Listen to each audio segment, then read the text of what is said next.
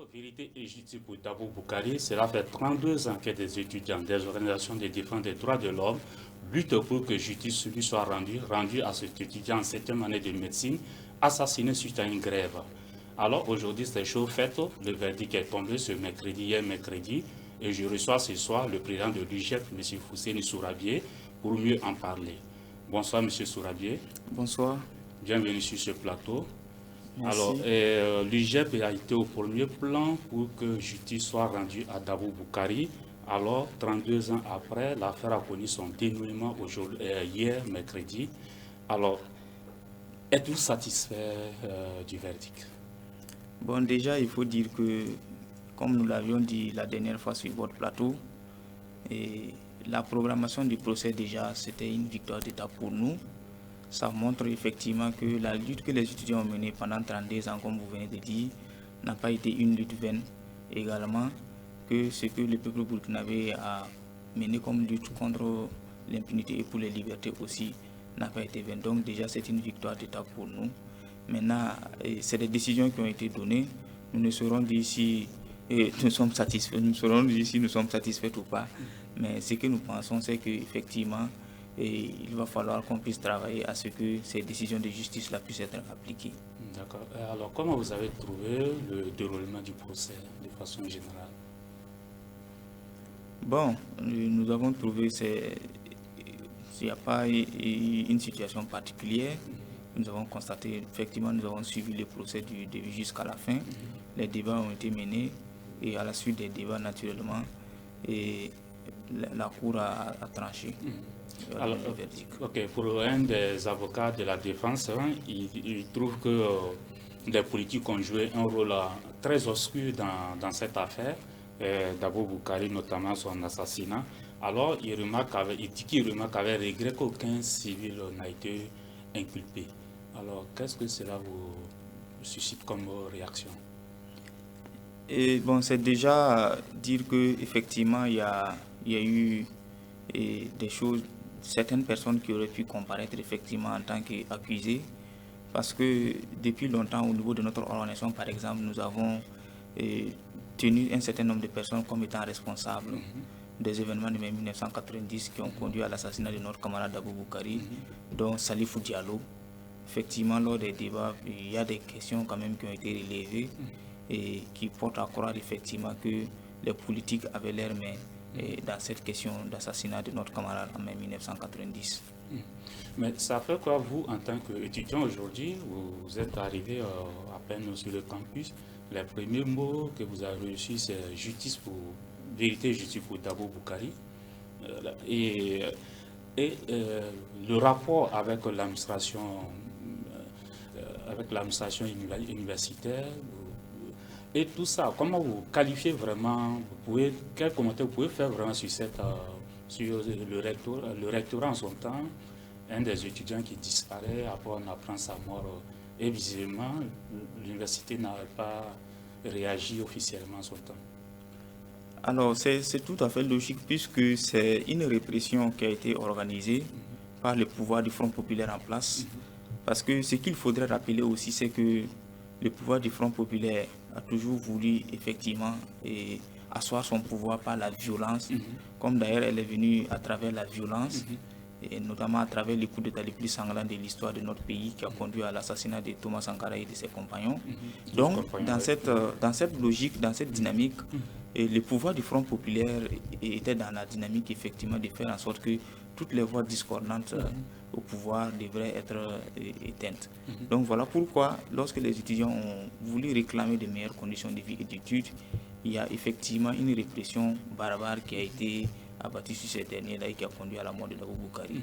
Naturellement, les autorités universitaires de l'époque, comme nous l'avons toujours dit, ont effectivement joué un rôle important parce que c'est des gens qui ont été mis en place, qui étaient là-bas, qui répondaient du Front populaire, naturellement qui ont eu également leur part de contribution. On a par moments cité des noms tels que Alfred Traoré et tels que Alain Nindawa Sawadou qui était le recteur de l'université à l'époque. Et nous avions toujours expliqué et les débats lors également du procès ont montré également qu'effectivement le recteur de l'université de l'époque était là au moment que les militaires commençaient à réprimer les étudiants de 16 mai lorsque ces derniers étaient en train de tenir les meetings devant les rectorats. Donc naturellement, il est tout à fait logique que les autorités universitaires de l'époque qui ont eu également une contribution qui a conduit à l'assassinat de notre camarade puissent effectivement rester silencieuses face à cette situation-là. D'accord. Alors, et quelle a été, votre réaction lorsqu'un des témoins a révélé les dernières paroles de Dabo Boukari? Pardon, je ne le referai plus. Cela témoigne de la violence qui était exercée sur lui. Oui, c'est effectivement un sentiment j'allais dire, de frustration, comme cela aurait pu être pour tout esprit et tout homme normal, parce que arrêter des étudiants parce qu'ils se battaient juste pour l'amélioration de leurs conditions de vie et les torturer de cette façon jusqu'à ce que mort s'en suive, ça porte à croire véritablement le caractère inhumain et sanguinaire du pouvoir. Donc comme tout homme normal, effectivement, quand on a appris ça, ces témoignages-là, c'était vraiment écœurant. Voilà. Oui, mais aujourd'hui, on dit que Dabo Boukari a été inhumé à Pau. Alors, à partir de quand l'UGEP, peut-être que, il faut peut-être rentrer dans les archives, l'UGEP vraiment a appris que Dabo Boukari était inhumé à Pau. Alors, il faut dire que c'est le 21 septembre 2017 que nous avons appris à travers la presse qu'il y a une supposée tombe de Dabo Boukari qui a été identifiée aux encablures de Pau. Et naturellement, c'est à cette occasion que nous avons effectivement su que le corps de Dabo Boukari avait été amené à Pau pour être enterré. Cela peut rappeler, ça peut peut-être signifier un enterrement à la sauvette. Naturellement, c'est ce que ça laisse percevoir. Parce que quand quelqu'un décède et qu'on refuse d'informer sa famille pour que la personne puisse bénéficier de tous les honneurs qu'il faut, naturellement, on peut imaginer dans quelles conditions on l'a enterré. Quand on regarde également comment il a souffert avant de perdre la vie, ça tout porte à croire effectivement qu'il n'est pas exclu que les gens se soient comportés de cette façon. Alors, et après ce verdict, comment l'UGEP entend continuer de perpétuer quand même la mémoire de Dabo Boukari? Alors, il faut dire que pour nous, Dabo Boukari, c'est un symbole de la résistance estudiantine. Donc, naturellement, nous allons continuer à rendre hommage à Dabo Boukari.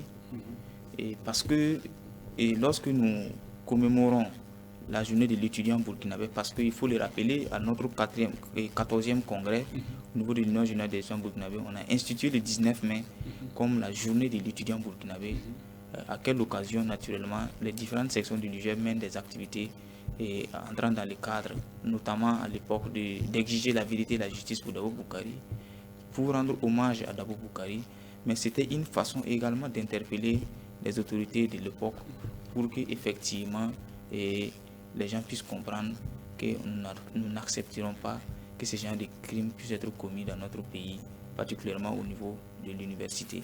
Donc, les objectifs de la commémoration de la journée de l'étudiant burkinabé ne se limitaient pas uniquement à exiger la vérité et la justice pour Dabo Boukari, c'était également lui rendre hommage pour le sacrifice qu'il a consenti pour le mouvement étudiant, particulièrement pour notre union, parce qu'il faut le dire, lorsque les militaires du conseil torturaient Dabo Boukari, c'était dans l'optique de l'amener à dénoncer ses camarades qui étaient recherchés par les autorités de l'époque.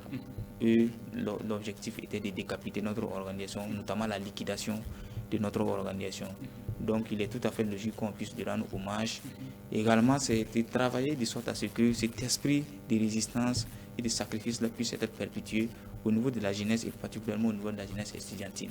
Que nous comprenions que lorsque nous nous partons pour un idéal, nous devrons rester constants, quelles que soient les difficultés que nous rencontrons, et savoir faire les sacrifices qu'il faut. Parce que le sacrifice que Dabo Boukari a consenti n'a pas été un sacrifice vain. Voilà qu'aujourd'hui, 32 ans après, des générations d'étudiants qui sont venus après lui continuent de se souvenir de lui et continuent de porter le flambeau de la lutte. Alors là, vous ouvrez une brèche pour moi. Alors, de façon générale, quel commentaire faites-vous des libertés syndicales au niveau des universités? Alors, il faut dire que pendant longtemps, les différentes autorités qui se sont succédées dans notre pays ont toujours voulu remettre en cause les libertés syndicales sur les campus. Et naturellement, si vous parlez des libertés syndicales d'aujourd'hui, il faut dire qu'il y a des velléités de remise en cause, effectivement. Et parce qu'on se rappelle qu'en juin 2021, déjà, il y a eu une relecture des franchises de liberté académique au niveau des INEARI lors d'un atelier où, à l'occasion de quel atelier les autorités ont effectivement voulu faire comprendre que les étudiants ne devraient plus avoir le droit de s'organiser dans une structure d'étudiants à caractère syndical. Et naturellement, au-delà de ça aussi, les autorités ont fait passer des mesures selon lesquelles désormais les étudiants, pour toute activité qu'ils doivent mener sur les campus, doivent demander l'autorisation des autorités. Nous pensons que ça, c'est véritablement une remise en cause des espaces de liberté sur nos campus. Et vous avez suivi également, au cours de l'année académique 2021-2022, les différentes manifestations qui ont eu lieu dans les universités publiques pour exiger de meilleures conditions de vie et d'études, pour dénoncer la remise en cause des acquis. Et ces manifestations-là, à ces occasions, les autorités n'ont pas manqué de faire intervenir les forces de l'ordre sur le campus qui, par moments, ont réprimé les étudiants et les ont pourchassés dans les quartiers. Quand vous prenez par exemple le cas de Bobo, où il y a certains de nos camarades qui ont été exclus, dont le président de la section de Bobo-Ilasso, et s'en est suivi effectivement une répression policière dans la cité de Belleville, mais également dans les quartiers, pour effectivement rechercher les étudiants et naturellement les bastonner comme cela s'est passé récemment. Donc c'est véritablement une remise en cause des espaces de liberté au niveau des espaces universitaires. Alors, est-ce que aussi un des problèmes aussi qui se pose, c'est les rivalités entre corporations? Est-ce que cela n'arrive pas à ternir un peu souvent des causes que vous défendez? Puisque souvent, il y a le bruit qui sort des rivalités entre corporations. Bon, si vous parlez de corporations, je ne sais pas de quoi vous... Wow, mais entre syndicats, au sein de syndicats, entre structures d'étudiants entre structures d'étudiants à caractère syndical. Ouais. Alors, effectivement, il peut arriver qu'il y ait, de façon ponctuelle, qu'il y ait des mésententes entre les structures syndicales. Mais c'est ça aussi la liberté d'organisation sur nos campus qui doit être consacrée et qui est d'ailleurs un acquis de lutte de notre organisation. Mais nous voudrons rappeler également que, en principe, si toutes les organisations d'étudiants à caractère syndical se battent réellement pour la défense des intérêts matériels et moraux, et ces organisations doivent se retrouver, en tout cas, et doivent pouvoir se réunir autour d'un minimum. Et je pense que cela s'est réalisé dans certaines universités. À l'université de Joseph Kizerbo, par exemple, cette année, il y a eu une coalition de structures d'étudiants à caractère syndical, même si après la coalition n'est pas allée aussi loin. Mais à l'université Norbert Zongo, par exemple, depuis l'année passée, il y a une coalition qui est en cours et qui continue effectivement de vivre, de mener ses activités et de mobiliser les étudiants. Nous sommes d'avis parce qu'il faut le dire également, le campus c'est un espace universitaire. Il peut arriver qu'il y ait des divergences d'opinion, mais comme on l'a dit, cela ne doit pas empêcher les organisations de se mettre ensemble et de mener la lutte. Alors, pour un peu revenir sur l'affaire d'Abou Boukari, est-ce que vous avez eu l'UGEP a reçu des soutiens des structures sœurs au niveau national, au plan national, ou même au niveau international, autour de cette lutte pour la justice? Alors, il faut dire que les étudiants ont toujours été soutenus par le peuple burkinabé dans son ensemble, dans sa lutte contre l'impunité et pour les libertés. Donc, naturellement, les étudiants ont toujours bénéficié du soutien du peuple burkinabé, des différentes organisations. Donc, c'est ce que nous pouvons dire par rapport à cette question. Voilà. De façon générale, on a eu le soutien quand même du peuple burkinabé dans son ensemble. Voilà pourquoi au départ, nous avons dit que c'est une victoire d'étape pour le mouvement étudiant, mais de façon générale pour le peuple burkinabé dans sa lutte contre l'impunité et pour les libertés collectives et individuelles.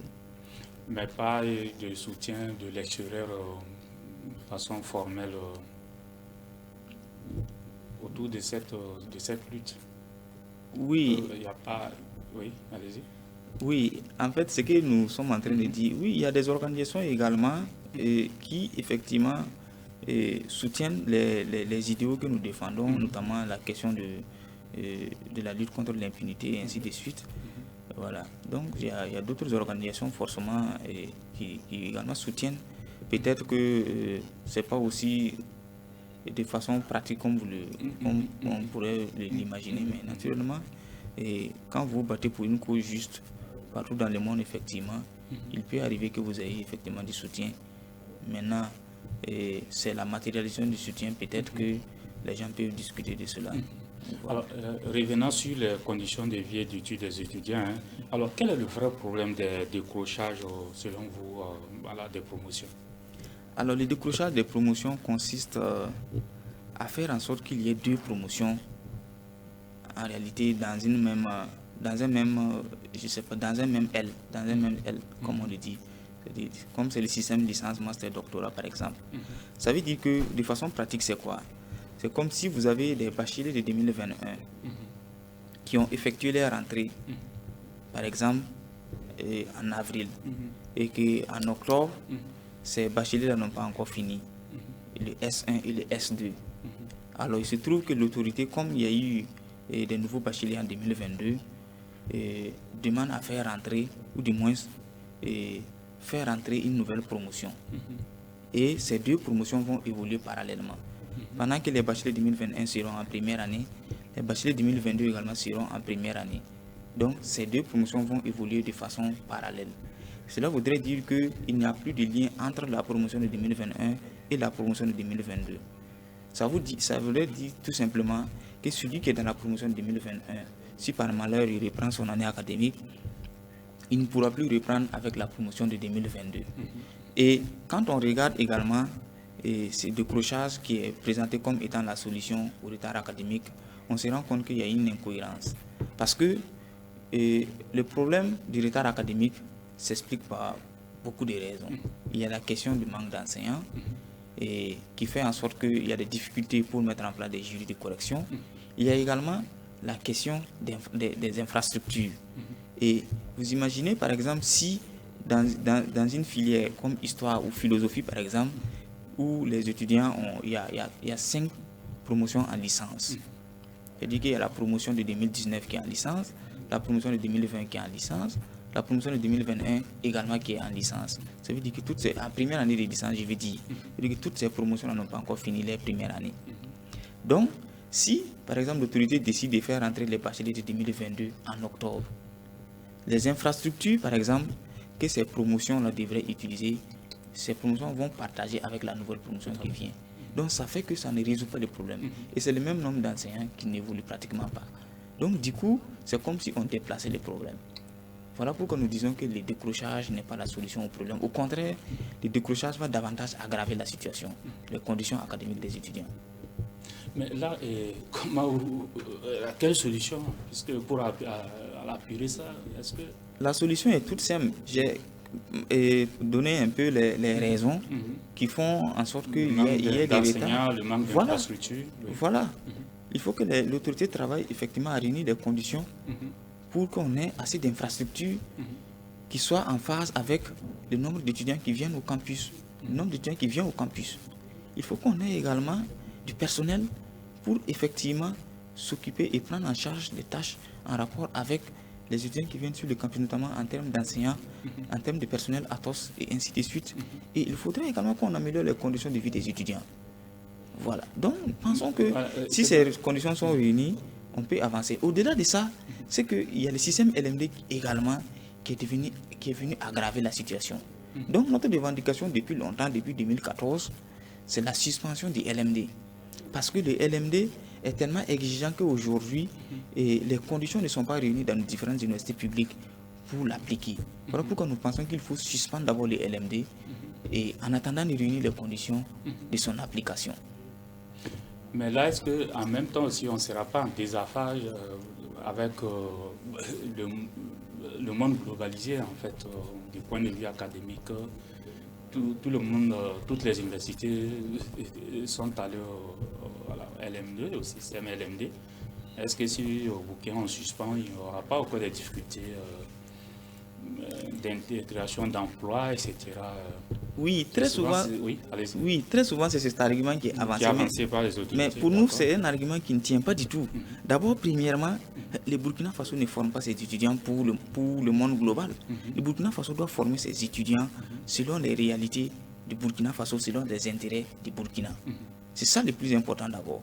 Maintenant, l'autre aspect concernant les LMD, mais qui nous dit que ce que nous appliquons même ici, c'est le LMD? Si c'est juste le nom, il n'y a pas de problème, on peut lui donner le nom. Mais ce qui est appliqué dans les fonds, là, est-ce que c'est les LMD? Parce que quand vous prenez par exemple même l'application des LMD, elle n'est pas uniforme dans toutes les universités. Vous allez voir par exemple à l'université Nazi Boni que l'application des LMD est différente de ce qui est fait à l'université Norvège Zongo et de ce qui est fait à l'université Joseph Kizerbo. Je vous prends par exemple un exemple de l'université Joseph Kizerbo où jusqu'à une période récente au niveau de l'UFR sciences exactes et appliquées par exemple, on parlait des 75% de crédits.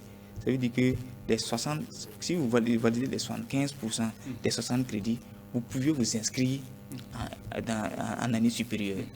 Mais par exemple, dans certaines UFR, comme l'UFR lettres, arts et communication ou l'UFR sciences humaines, par exemple, ce n'était pas les questions de 75% de crédit, mais c'était plutôt une question de semestre. Si vous validez par exemple le semestre 1, on vous donne le droit de prendre part aux enseignements du semestre 2. Mais vous vous inscrivez toujours en première année. Donc d'abord, déjà même là, il y a un problème d'application, d'uniformisation même de l'application du LMD. Voilà. Donc, ça veut dire que ce qu'on applique même, est-ce que fondamentalement c'est les LMD? Mais quand on dit qu'on va être en déphasage avec les réalités du monde global, est-ce qu'ailleurs les gens font 6 ans pour avoir la licence? Les gens ne font pas 6 ans pour avoir la licence. Mais à l'université Joseph Kizerbo, par exemple, c'est le cas. À l'université Nazi Boni, les gens font au moins 5 ans pour avoir la licence dans certaines unités de formation et de recherche. En quoi est-ce que ça répond aux réalités des LMD? Ce n'est pas les LMD du tout. Voilà. Alors, justement, comment vous entrevoyez l'avenir vraiment de nos universités publiques? Ok. D'abord, nous pensons que les différentes mesures qui sont en train d'être appliquées ou que les autorités veulent appliquer sont des mesures qui vont davantage aggraver la situation. Parce que ce sont des mesures qui ne répondent pas aux réalités. Maintenant, concernant l'avenir des universités, maintenant, ça veut dire que ça peut se discuter entre les différentes entités. Voilà, il appartient aux étudiants de s'organiser et se battre pour exiger de meilleures conditions de vie et d'études. C'est important. Et je pense que si les étudiants s'organisent et se battent, effectivement, ils pourront engranger des acquis qui vont permettre à ce qu'on puisse quand même avoir l'espoir que nos universités ne puissent pas être à un moment donné des universités élitistes. Ou du moins, je dirais que les autorités ne viennent pas à atteindre leur objectif qui est de chasser le maximum d'étudiants.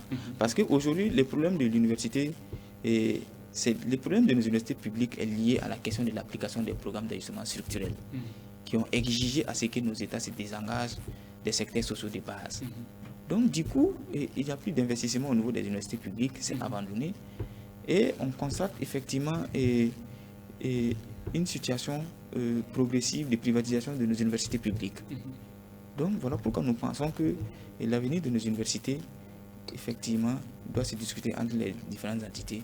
Il faut que les étudiants comprennent qu'ils doivent se battre pour l'amélioration des conditions de vie et d'études.